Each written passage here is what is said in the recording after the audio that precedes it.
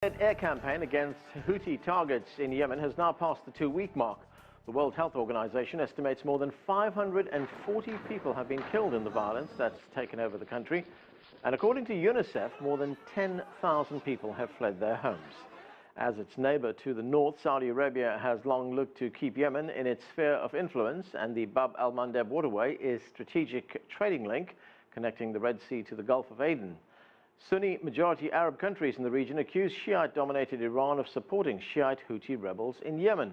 The Saudi-led airstrike campaign is being watched closely by observers who see it as a precursor to the joint regional force announced by the Arab League at the end of its summit last month.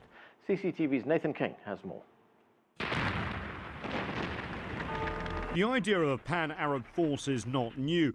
Gamal Abdel Nasser, Egypt's leader in the 1950s and 60s, embraced the idea of pan-Arabism politically and militarily.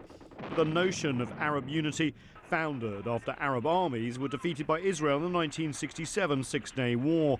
Nearly 50 years later, another Egyptian president with a military background is pushing an all-Arab force. Details are still sketchy, but the force could be comprised of around 40,000 elite troops, plus aircraft, ships and armoured vehicles. A unified command based in either Egypt or Saudi Arabia. Its mission? Combat Islamic militant groups across the region like ISIL, but also Shiite insurgents like the Houthi rebels in Yemen.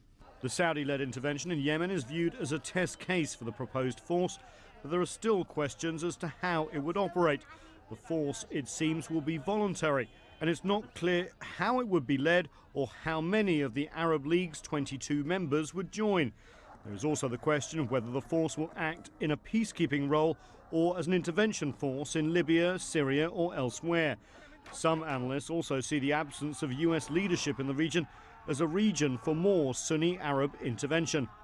I think it's the same message that the Middle East has been receiving from the United States for a couple of years now, where US policy does not seem to be treating the region as a whole and understanding of the regional dynamics, but is looking and making policy based purely on a local section. So we can treat Yemen differently than how we're treating Iraq, different than how we're treating Syria, even though we see Iraq and Syria as one conflict, and Yemen actually playing off of the Iraq-Syria conflict. But this proposed Arab force could serve Washington's interests too.